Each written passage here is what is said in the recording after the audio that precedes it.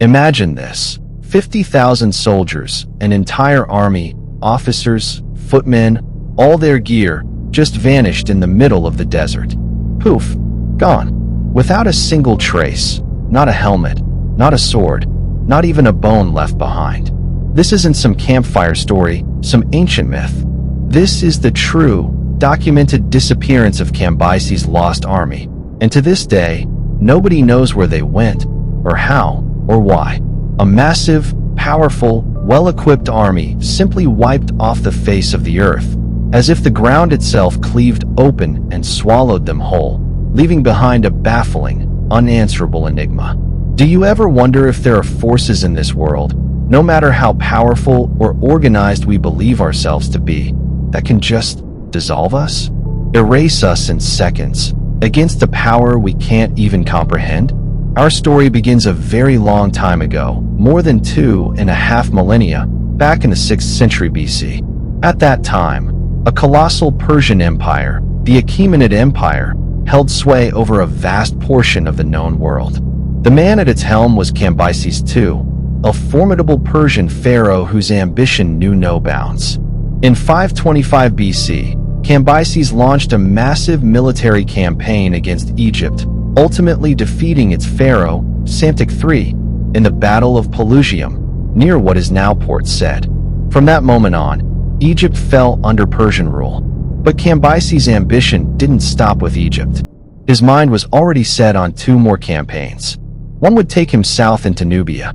The other, the one we're focusing on, was headed for a place called the Siwa Oasis. Now, picture this oasis, a beautiful, tranquil place. But it held something profoundly important at the time, the renowned Temple of Ammonius.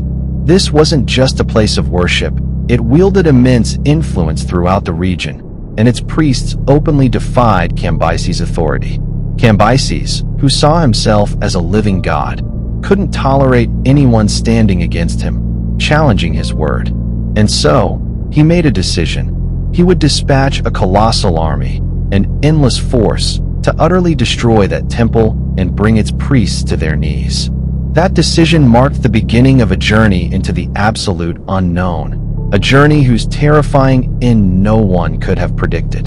From the city of Thebes, modern-day Luxor, the army set forth.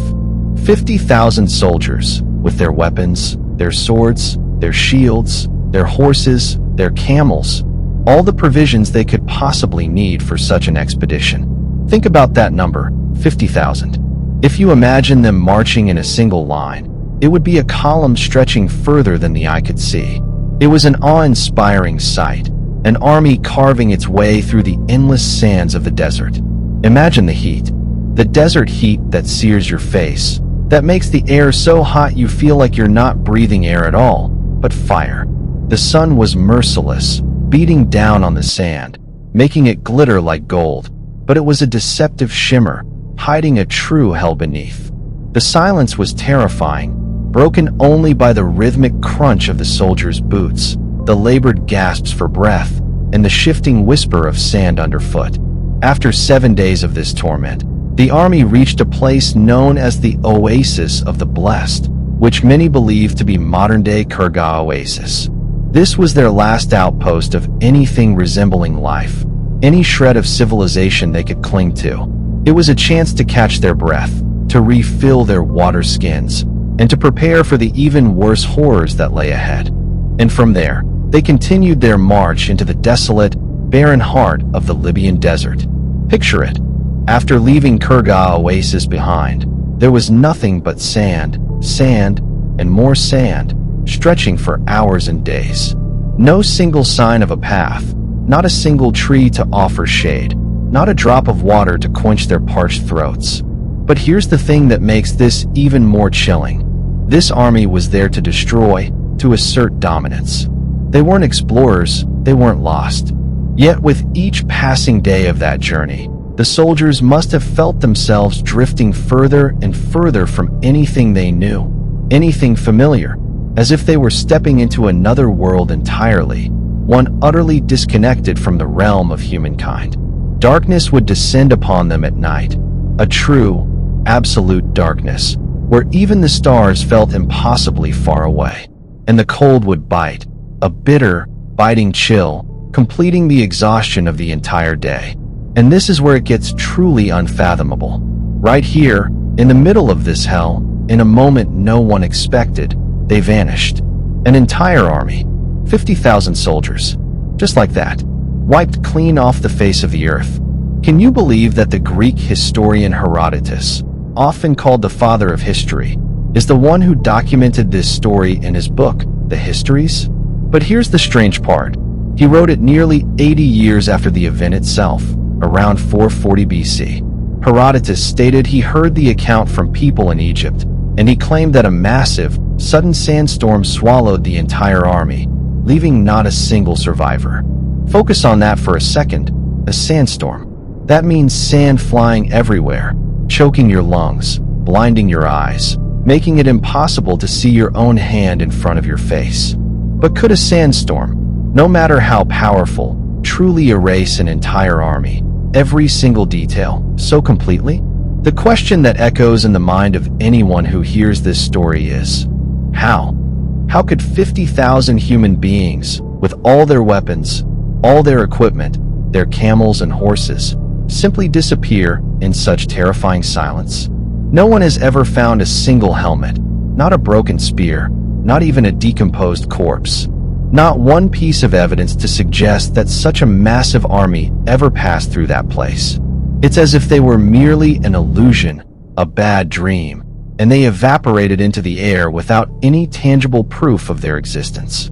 And that, my friends, is what makes this not just an old story, but a mystery that haunts us to this very day. The Libyan desert is notorious for its cruelty, known for its unpredictable, sudden shifts in weather. Its sandstorms can indeed be devastating, capable of burying entire cities beneath the sand. But an army?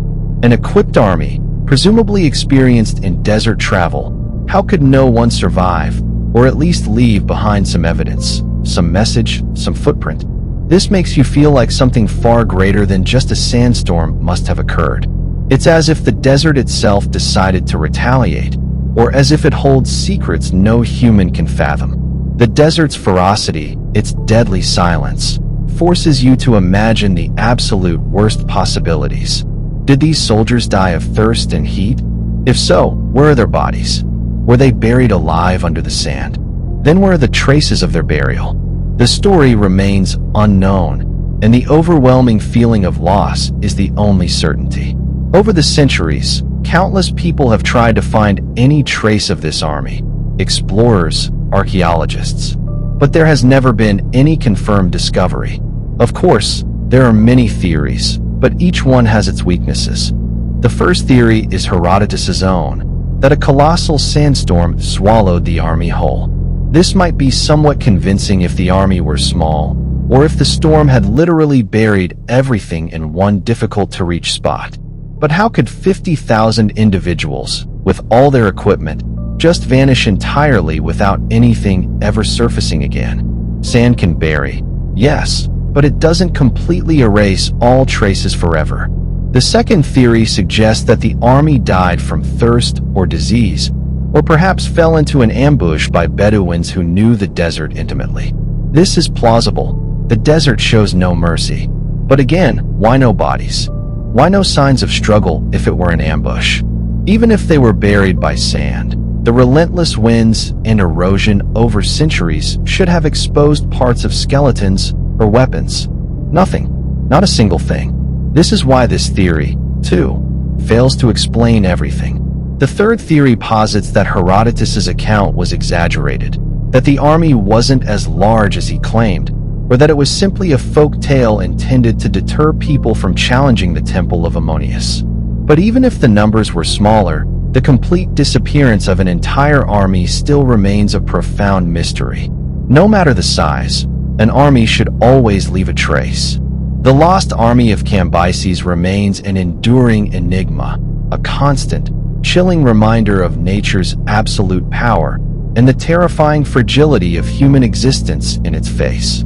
It leaves you with an unsettling thought. Does this desert possess spirits that defend its ancient secrets? Is it truly possible for an entire army to simply evaporate into thin air, leaving behind no memory, no evidence of its very existence? This story sends shivers down your spine, shivers of profound loss, shivers of complete annihilation. And still, to this very day, the sands of the desert guard their secret. No one truly knows what happened to that army. Perhaps, right beneath the desert sands we see, lies a terrifying secret, the secret of an entire army that vanished in endless silence. And out there, beneath the silent, shifting sands, that door remains locked. Because you can't truly imagine what lies behind it.